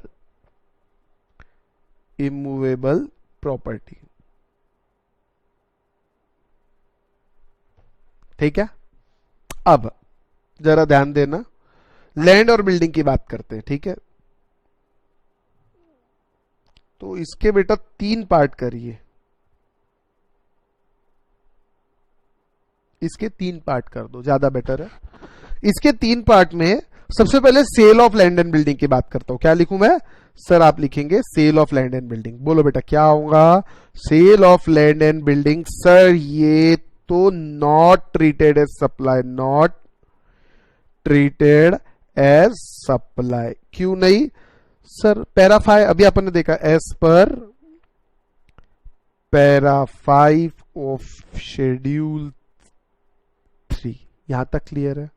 अगर आपने लीज, रेंट, लाइसेंस पे दी तो, लीज, रेंट या लाइसेंस पे, तो क्या होगा? Treated as supply. गुड्स नहीं मानेंगे लेकिन सप्लाई मानेंगे। Treated as supply, supply of goods नहीं मानेंगे लेकिन एंड लाइबल, इसको सप्लाई ऑफ सर्विस माना जाएगा, लाइबल टू GST। चलिए, अब बेटा जो 5B, ये देखो एक चीज बता देता हूं यहां पे, मैं यहां का एक पार्ट ये छोड़ रहा हूं टेम्पररी, ये यहां पे भी कुछ है लेकिन मैं अभी नहीं बना रहा हूं क्योंकि आप नहीं समझोगे। मैं अभी पढ़ाने का हूं शेड्यूल 2 आप लोगों को, क्योंकि यहां पे बेटा एक चीज लिखा था, सब्जेक्ट टू पैरा बिल्डिंग की बात है, पैराग्राफ 5B ऑफ शेड्यूल 2, तो मैं उस पर अभी आया नहीं हूं, इसलिए मैं ये छोड़ रहा हूं फिलहाल एक पार्ट इस चार्ट का। तो इस पे मैं वापस आऊंगा, ठीक है? तो अभी के लिए आप इतना समझिए। हाँ, अदर इमूवेबल प्रॉपर्टी का क्या होगा? इसमें क्या आते बेटा, जरा ध्यान से मुझे बताना, क्या आएगा इसके अंदर? सर इसमें आएगा आपका एग्जाम्पल, आप समझ सकते, मोबाइल टावर, मोबाइल टावर या machinery, machinery embedded in earth, उसको वो कहा जाता है बेटा, इमूवेबल कहा जाता है, मशीनरी एम्बेडेड। यानी अब अगर इसको निकालना है तो पूरी तोड़ताड़ करके ही निकलेंगी, इतनी फंस चुकी है जमीन के अंदर, कॉन्क्रीटिंग हो चुकी है, एम्बेडेड इन अर्थ, बराबर है? ये जो है इट इज, ध्यान देना, it is not covered in para 5। Para 5 में ये चीजें कवर्ड नहीं है, मतलब क्या लगेगा, जीएसटी लगेगा, yes. Liable, LIAB, sorry spelling की कभी चिंता मत करना, स्पेलिंग आपको मालूम है, ठीक है। मैं स्पेलिंग सिखाने नहीं आया, मैं आपको जीएसटी सिखाने आया। लायबल टू जीएसटी, क्लियर है, ये एकदम क्लियर है, आई होप। इसको थोड़ा पेंडिंग रख रहा हूं थोड़ी देर के लिए, ठीक है, पेंडिंग। यहाँ पे भी कुछ आएगा, क्या आएगा, 5B ऑफ शेड्यूल 2, ठीक है। आई होप ये आपको क्लियर हो गया है ना बेटा, क्लियर है ना, चलिए ठीक है ना, ये क्लियर है तो बहुत अच्छी बात है। थोड़ा सा और आगे चलने की कोशिश करेंगे। 5 हो गया, 6th भी हमारी एंट्री हो गई। हाँ, ये दो छोटी, इसमें से ये बहुत इंपॉर्टेंट है बेटा, ये देखिए, ये recent notification, very very important, very very important clarification circular आया है, ये अमेंडमेंट है इसीलिए। और एक ये भी चीज है, ये दोनों मैं अभी कवर करता हूं, जरा ध्यान देना। Section 7(2)(b), activities transaction notified by government, ठीक है। क्या था जरा वापस एक बार बता दूंगा आप लोगों को, वापस मैं स्टैट्यूटरी प्रोविजंस पे आता हूं। ये देख लीजिए, हमने अभी 7(2)(a) देखा, 7(2)(a), इसको अपन ने पढ़ा शेड्यूल 3 के साथ। अब हम देख रहे हैं 7(2)(b), इसमें कुछ गवर्नमेंट से रिलेटेड चीजें लिखी है, और ये दोनों भी चीजों को बेटा, क्या 7(2)(a) प्लस दिस 7(2)(b), इस दोनों भी चीजों को shall be treated neither as supply nor as supply of service, neither treated as supply of goods not treated as supply of service, यानी, और वो भी क्या, notwithstanding any content in subsection 1, यानी दोनों भी इसके अंदर आते हैं, ठीक है। सबसेक्शन 1 में क्या लिखा उससे मतलब नहीं है। चलिए देखते हैं। वैसे अपन ने देखा था, गवर्नमेंट अगर पब्लिक अथॉरिटी बनकर सर्विस देती है यूरिनल वगैरह की, उस पर कुछ लेते जीएसटी लगता है, लेकिन यहाँ स्पेसिफिकली कुछ एक्सक्लूशन है, तो एक्सक्लूशन को देखा जाएगा, ठीक है ना बेटा। चलिए, कहाँ गया, हाँ ये रहा। ये बहुत आसान है बेटा, इसमें ऐसा समझाने जैसा एज सच बहुत कुछ नहीं है, इजी है, काफी इजी है। Activities transaction notified by government, government is empowered to notify the activities transaction undertaken by central government, state government, ये एम्पावर है, गवर्नमेंट कभी भी नोटिफाई कर सकती है इन चीजों को कि भाई कुछ भी कोई भी एक्टिविटी गवर्नमेंट जब चाहे नोटिफाई कर सकती है कि भैया इसको, इस एक्टिविटी को, हमारी इस एक्टिविटी को ना सर्विस मानो ना गुड्स मानो, ना सप्लाई ऑफ सर्विस माना जाएगा ना सप्लाई ऑफ गुड्स माना जाएगा, मतलब सप्लाई ही नहीं माना जाएगा। ऐसी एक्टिविटी गवर्नमेंट को पावर देता है, कौन देता power, section 7 subsection 2 clause B government को पावर देता है किसी भी एक्टिविटी को नोटिफाई करने का कि उसको सप्लाई नहीं माना जाएगा। आई बात समझो, उसको सप्लाई नहीं माना जाएगा, ऐसा पावर गवर्नमेंट को दिया जा रहा है, ठीक है। Nor supply of goods nor supply of service, इसके रिगार्डिंग नोटिफिकेशन लाया गया था एज अमेंडेड बाय नोटिफिकेशन। क्या कौन सी एक्टिविटीज को लाया है sir, service by way of activity in relation to function entrusted by panchayat under 243G of constitution or to municipality under article 243W of constitution for the said purpose. Further इसके बाद CBIC ने और activities को लाया गया, और activities लाया है। कौन सी एक्टिविटीज, जो ना सप्लाई ऑफ गुड्स माना जाएगा ना सप्लाई ऑफ सर्विस माना जाएगा। तो कौन सी एक्टिविटीज, पहला, और इसमें एक इंपॉर्टेंट अभी रिसेंटली सर्क्यूलर आया है, इसीलिए बेटा इसका क्वेश्चन एग्जाम में एक्सपेक्टेड है। अगर अभी रिसेंट एग्जाम में नहीं आया तो नवंबर में तो पक्का आएगा, क्वेश्चन एक्सपेक्टेड है एग्जाम में। मैं यहां लिख देता हूं, एग्जाम में क्वेश्चन एक्सपेक्टेड, इंपॉर्टेंट है, ठीक है, इंपॉर्टेंट अमेंडमेंट है, इसमें से क्वेश्चन आने के चांस है, भले ही 2 मार्क का है लेकिन क्वेश्चन आ सकता है, ठीक है ना। और मतलब ये जरा नाम, अगर ये गलती से याद रख लिया तो फिर तो क्या देखना पड़ता, याद रहे तो लिखना बेटा, नहीं तो सर्क्यूलर नंबर एज पर सर्क्यूलर ऑफ जीएसटी 2019 ऐसा लिख देना, ठीक है ना। नंबर वगैरह याद रहे तो लिखो, नहीं तो कोई बात नहीं है। डेट याद रहे बहुत अच्छी बात है, नहीं रहे कोई बात नहीं, ठीक है। सबसे पहले ये service by way of grant of alcoholic liquor license. चलिए, बहुत अच्छा डिस्कशन है। Alcoholic liquor for human consumption क्या जीएसटी के दायरे में आता, ना, नहीं आता, ठीक है। Alcoholic liquor for human consumption जो लोग उस दुकानें अल्कोहलिक लिकर बेच रहे हैं ह्यूमन कंजम्पशन वाली, उनको, और जो किसका रेवेन्यू है सर, वो स्टेट गवर्नमेंट का रेवेन्यू, इसके बारे में हमने हेल्दी डिस्कशन किया था।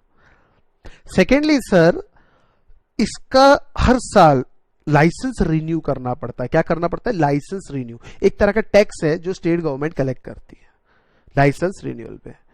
अब इस रिन्यूअल चार्जेस को, ये सप्लाई ऑफ जो सर्विस है by government, bye state government, क्या इसको जीएसटी के दायरे में लाना चाहिए? अब स्टेट्स ने बोला अगर आप इस पे जीएसटी लोगे तो देखिए पहले ये एक टैक्स है, लाइसेंस रिन्यूअल की जो चार्जेस लिए जा रहे हैं ये ऑलरेडी एक टैक्स है, और उसके ऊपर और आप जीएसटी लगा रहे हो, that means tax on tax, और उसमें से भी जीएसटी का आधा हिस्सा स्टेट को और आधा हिस्सा सेंट्रल को जाएगा। स्टेट्स ने मना कर दिया, नहीं गलत है ये, दिस इज नॉट फेयर। तो इसीलिए एक सर्क्यूलर आया। अभी सर्क्यूलर क्या कहता है, ये क्लैरिफिकेशन दे रहा है। देखिए, service by of grant of alcoholic liquor against consideration in the form of licence fee or application fee by whatever name is called by state government in which they are engage as public authorities and shall be neither treated as supply of goods nor supply of service. और circular भी आया इस regarding, इसमें clarification आया कि about special dispensation applies only to supply of service by way of grant of liquor license by state government as an agreement between center and states, has no applicability or precedence value in relation to grant of other license and privileges for fee in other situation or GST is payable। Sir कुछ नहीं समझा, कोई बात नहीं। जो पहला notification number 25/2018 है, जो 30/9/2019 का नोटिफिकेशन है, वो कहता है कि अल्कोहलिक लीकर पे जो लाइसेंस है, क्या है, अल्कोहलिक लीकर पे जो लाइसेंस फीस ली जा रही है उसको सप्लाई नहीं माना जाएगा, ना सप्लाई ऑफ गुड्स ना सप्लाई ऑफ सर्विस। ठीक है, लेकिन एक क्लैरिफिकेशन आया 11/10/2019 को कि भैया हम जो ये रियायत दे रहे हैं ना, सिर्फ अल्कोहलिक लीकर के लाइसेंस रिन्यूअल पे दे रहे हैं, इसके अलावा भी स्टेट गवर्नमेंट और कई तरह के लाइसेंस को रिन्यू करती है। एग्जांपल माइनिंग, जैसे मध्य प्रदेश में माइनिंग, राजस्थान में जो आपके किशनगढ़ एरिया वगैरह है वहां माइनिंग होती है, माइनिंग यानी मार्बल वहां से निकलता है, तो वो माइनिंग का खान अलोकेट कर दिया, एक पूरी खान आपके मार्बल की खान अलोकेट कर दिया, तो बेटा वो लाइसेंस अगर रिन्यू होता है तो उसमें जीएसटी रहेगा, it will be treated as supply of service. चीज समझ लेना, यहां पे किसका, सिर्फ अल्कोहलिक लीकर लाइसेंस, कौन सा, come on, alcoholic liquor license का रिन्यूअल का जो चार्जेस, जो फीस स्टेट गवर्नमेंट कलेक्ट करेंगे उसको सप्लाई, ना सप्लाई ऑफ गुड्स ना सप्लाई ऑफ सर्विस माना जाएगा। ठीक है, it may be noted that services provided by government to business entities including license of privileges, license of mining rights, natural resources, as against payment of consideration in the form of fees, royalty are taxable under GST. Tax is required to be paid by business entities on such service under reverse charge. अब reverse charge क्या होता है अभी नहीं बताऊंगा, बाद में बताऊंगा। ठीक है, चलिए ठीक है, क्लियर होगा बेटा ये, आई होप। एक और चीज पे आऊंगा, एक और चीज पे जरा ध्यान देना हूं। अब ये इसके अंदर एक चक्कर हो गया था, बहुत बड़ा चक्कर। पता है क्या चक्कर हुआ था? चलिए थोड़ा सा एक्सप्लेन करता हूं। ये आपकी समझ लीजिए फैक्ट्री है और ये कस्टमर है। कौन है? कस्टमर का प्रीमाइसेस है। ठीक है, कस्टमर अलग है, आप अलग हो, ये मिस्टर ए, ये मिस्टर बी, बराबर है। अब बेवकूफी देखो डिपार्टमेंट वालों की, ध्यान से सुनना, देखो कितनी बड़ी बेवकूफी थी आप समझ जाओगे खुद ही। गुड्स जो है वो ट्रक में, एक बड़ा बकायदा ट्रक था, ये 2-4 चक्कों वाला ट्रक, ये ट्रक में गुड्स लोड होके निकले और ये ट्रक गया कस्टमर के प्रीमाइसेस पे, और कस्टमर के प्रीमाइसेस में एंटर होके ये ट्रक अनलोड हुआ। ये ट्रक में थे गुड्स। क्या थे? गुड्स। मुझे एक छोटा सा कॉमन सेंस बताइए, इस वैल्यू ऑफ गुड्स के ऊपर क्या ये सप्लाई है? हाँ सर सप्लाई है। वैल्यू ऑफ गुड्स पे जीएसटी लगेगा? हाँ सर ऑब्वियसली लगेगा, क्या तकलीफ है? मेरा सवाल कौन सी वैल्यू? क्या सर ये गुड्स की वैल्यू? डिपार्टमेंट ने पता है क्या किया था? तुमने क्या बेचा? तुमने क्या निकाला फैक्ट्री के बाहर? क्या सप्लाई किया तुमने? सर हमने सप्लाई किया ये गुड्स, साथ में ये ट्रक भी तो गया, कीमत तो ट्रक की भी है, वैल्यू के अंदर गुड्स भी जोड़ा प्लस ट्रक की भी कीमत जोड़ा। अरे बेवकूफो, ट्रक तो as a form of conveyance है, ट्रांसपोर्ट करने के लिए है भैया गुड्स। आप ठीक है डेफिनेशन में है, देखिए डेफिनेशन में तो है, डेफिनेशन के हिसाब से जाए तो ट्रक की वैल्यू भी जोड़नी चाहिए। देख लो आगे आपको बता देता हूं, ये देखिए कहां गया, ये देखिए sale, transfer, barter, exchange, license, all form of goods disposal, agree to made consideration in force of business, बराबर है, सब कुछ ठीक है। लेकिन क्या इतने भी टेक्निकल मत बनो यार। टेक्निकलिटी ठीक है लेकिन इतने टेक्निकल बन सकते क्या? नहीं सर इतने टेक्निकल नहीं बन सकते सर, सप्लाई नहीं हो रहा है, आप इतने टेक्निकल नहीं बन सकते सर। लेकिन उसके लिए फिर क्लैरिफिकेशन लाना पड़ा, इन्हें इतनी बड़ी बेवकूफी हो गई थी। जरा देखिए ध्यान से, interstate movement of various modes of conveyance क्या रहता सर? ट्रेन रहती, बस रहते, ट्रक रहते, tanker, trail, vessel, container, aircraft, किसी भी चीज से गुड्स आ जा सकते हैं ना। तो देखिए interstate movement of various modes of conveyance, एक स्टेट से दूसरे स्टेट में कन्वेंस जा सकता है। ट्रक एक स्टेट से दूसरे स्टेट में जाता है तो उसको क्या सप्लाई मान लेंगे क्या? नहीं सर। लेकिन देखिए जरा ध्यान देता, between distinct person carrying goods और पैसेंजर और बोथ, अगर वो गुड्स कैरी कर रहा है या पैसेंजर कैरी कर रहा है या बोथ, या फिर रिपेयर और मेंटेनेंस के जा रहा है। जैसे आपको मालूम है इंडिगो एयरलाइंस रहती है, इंडिगो का एयरलाइन जो प्लेन है उसका रिपेयरिंग हब दिल्ली है, यानी कहीं का भी प्लेन होगा वो रिपेयर होने के लिए कहा जाएगा सर, वो रिपेयर होने के लिए दिल्ली में ही जाएगा, बराबर है। तो वो जो रिपेयर होने के लिए दिल्ली में जाता है तो वो भाई प्लेन, अब ठीक है ना, समझ लो आप बात, प्लेन कोई मोड ऑफ कन्वेंस है, ठीक है। Except in case where such movement is for further supply. अब आप ये प्लेन ही बेच रहे हो, आप ये ट्रक ही बेच रहे हो, मान लीजिए टाटा मोटर्स ट्रक बनाती है, अब ये ट्रक महाराष्ट्र से निकल के गुजरात जाता है, तो महाराष्ट्र में मान लो उनकी फैक्ट्री और गुजरात में सप्लाई हो रहा है तो उसको सप्लाई मानेंगे क्योंकि ट्रक ही गुड्स है, ट्रक ही बेच रहे हैं। लेकिन यहां ट्रक में डाल के आप गुड्स दे रहे हैं, truck is the form of conveyance. इसको डिस्कस किया जीएसटी काउंसिल की मीटिंग में 11 जून 2017 इमीडिएटली, क्योंकि इतनी बड़े बेवकूफी कर दी भैया। एक तारीख को तो ये जीएसटी आया तो बराबर 11 जून से डिस्कशन हुआ और काउंसिल ने रिकमेंड किया कि interstate movement shall be neither supply of goods nor supply of service, therefore not liable to IGST, ठीक है। thus above activity may not be treated as supply and consequently IGST will not be payable on such supply. However, CGST, SGST, IGST as the case may be shall be leviable on repair and maintenance done for such conveyance. जैसे अब ये Indigo का plane Delhi गया तो दिल्ली जाने के बाद repair maintenance charges के ऊपर तो जीएसटी लगेगा, ठीक है ना, वो चीज अलग है।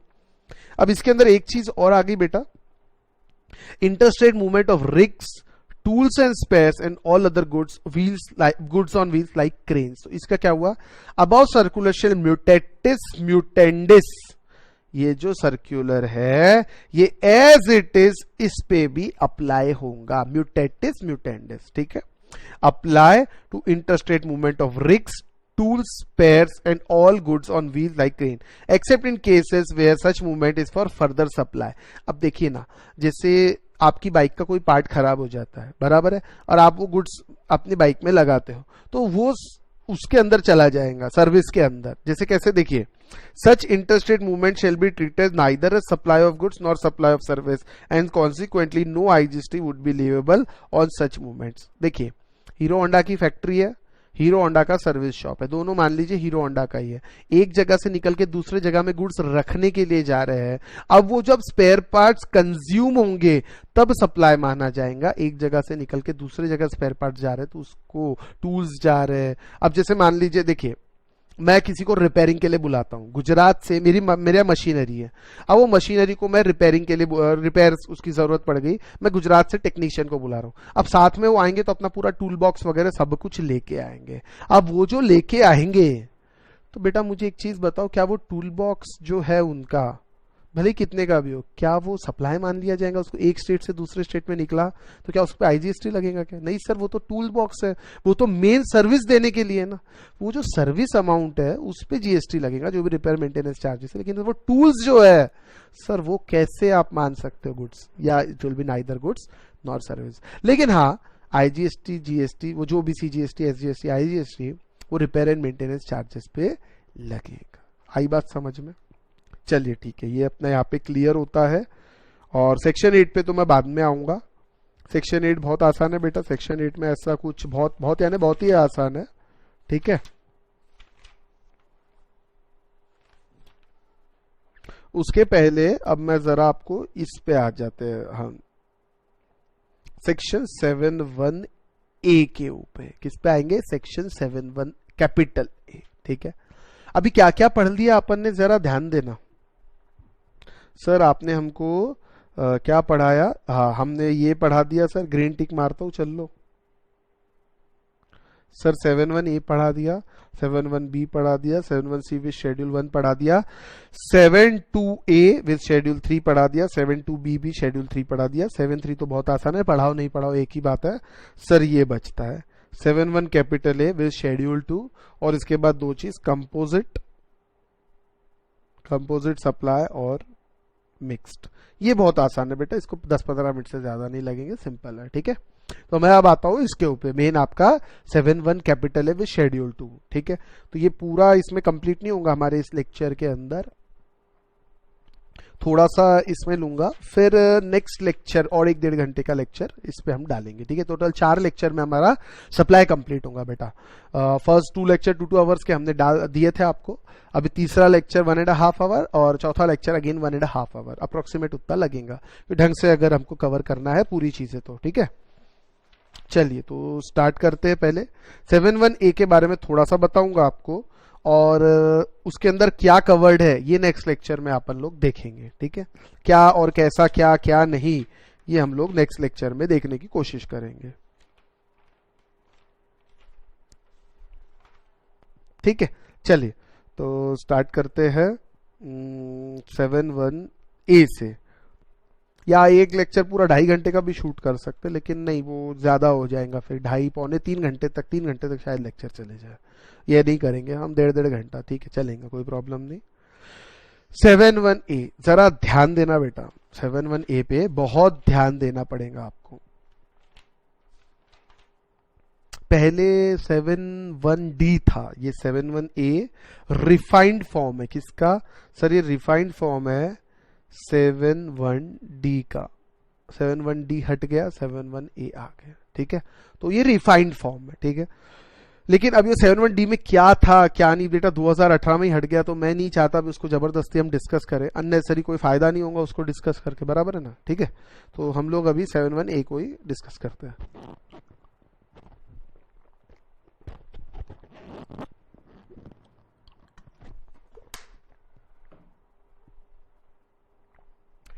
सेवन वन ए ये नहीं कह रहा कि ये सर्विस, ये सप्लाई है कि नहीं है, ऐसी कोई बात 7(1) नहीं करता। 7(1) क्या करता है सर? 7(1) कैपिटल है, सॉरी मुझे बोलने में ध्यान देना पड़ेगा।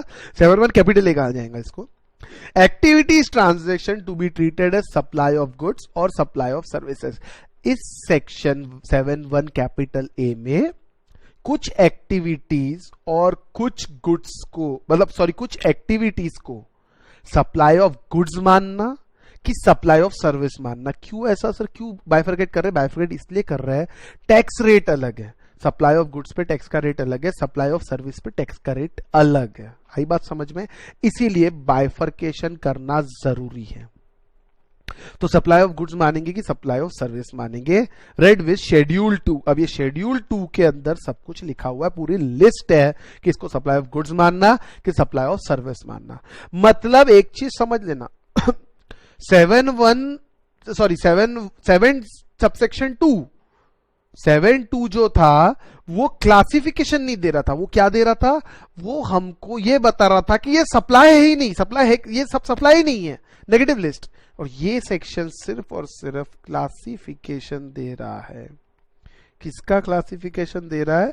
कि इसको सप्लाई ऑफ गुड्स मानना कि इसको सप्लाई ऑफ सर्विस मानना। समझ आई बात? मैं इस लेक्चर के अंदर सिर्फ 718 के हेडिंग्स कवर करूंगा और ये जो एक्टिविटीज है ये हम लोग नेक्स्ट लेक्चर के अंदर देखेंगे। ठीक है बेटा, तो पहले इतना ध्यान दीजिए। Section 718 of CGST act classify certain activities transaction constituting supply, मतलब सप्लाई है। सेक्शन 72 के अंदर तो सप्लाई नहीं मान रहे हम उसको, लेकिन यहां पे सप्लाई है, लेकिन उसको किस में डालना, सप्लाई ऑफ गुड्स में डालना कि सप्लाई ऑफ सर्विस में डालना। अब ये इसमें आपकी मर्जी नहीं चलेगी। यहां पे स्पेसिफिक शेड्यूल 2 के अंदर ये कहा गया है कि सप्लाई ऑफ सर्विस मानना कि सप्लाई ऑफ गुड्स मानना, तो आपको भी वैसे ही क्लासिफिकेशन करना पड़ेगा। गवर्नमेंट सीधा सीधा बता रही तो प्रॉब्लम क्या है ना? कंफ्यूजन मिटाया इन शॉर्ट गवर्नमेंट ने। यहां पे इस टाइप के कॉन्ट्रैक्ट से बहुत कंफ्यूजन होता था, मिटा दिया। Schedule 2 of CGST Act contains the list of activities or transactions which have been classified as either as supply of goods or supply of service. This helps in mitigating the ambiguities which were existed in earlier laws. पिछले law के अंदर बहुत ambiguity थी, service में डालना कि goods में डालना, वो हटा दिया। अब इसका एक एग्जांपल है क्या एम्बिग्यूटी थी, उसके बारे में लिखा है। अर्लियर लॉ के अंदर restaurant use to charge both service tax and VAT on value of food served. ओहो, क्योंकि रेस्टोरेंट सर्विस में सिर्फ फूड नहीं रहता, साथ ही साथ क्या रहते हैं दोस्तों सर, उसके अंदर सर्विस भी रहती है। This is so because sale of goods and provision of service were involve, दोनों चीजें इन्वॉल्व थी, and therefore taxable event under both the statutes that is respective VAT law and service tax law got triggered. Service tax law भी trigger हो जाता था, VAT law. अब क्या होता था, दोनों लॉ अलग अलग थे, एक स्टेट गवर्नमेंट का एक सेंट्रल गवर्नमेंट का, बराबर। Service tax central government, VAT state government, तो दोनों बोलते हैं, दोनों खड़े हो जाते हैं, मेरे को भी टैक्स चाहिए, मेरे को भी चाहिए। अब जीएसटी में ऐसा नहीं है। Under GST supply by restaurant treated as composite supply, ये हम डिस्कस करेंगे इसी चैप्टर में। Since food and service are naturally bundle in ordinary course of business, ये मैं नहीं समझा रहा हूं, वो भी ज्यादा दिमाग लगाना नहीं है। नेचुरली बंडल क्या होता है ये सब डिटेल में नेक्स्ट लेक्चर में पूरा अच्छे से शांति से बताऊंगा, चिंता करने की जरूरत नहीं। ठीक है, specifically provides that such composite supply shall be treated as supply of service. Hence, the entire value of invoice shall be treated as value of service and liable to GST accordingly. ठीक है, तो किसको GST किसको काय में लाया गया उसकी बात हम लोग इसके अंदर यहाँ देखेंगे। ठीक है, तो अभी यही रुकते हैं। 7(1) कैपिटल ए का आपको क्रक्स समझ में आया। अब नेक्स्ट इसके अंदर इसकी एक्टिविटीज दोस्तों हम लोग शांति से डिस्कस करेंगे, क्योंकि इस लेक्चर में डिस्कस किया तो कम से कम 1.5 घंटा और ये लेक्चर चलेगा विद क्वेश्चंस, तो मैं नहीं चाहता कि 3 घंटे का लेक्चर बन जाए। ठीक है ना, और फिर आप लोगों को तकलीफ होंगी। ठीक है, चलिए दोस्तों, तो यहाँ रही रुकते हैं। Till then bye.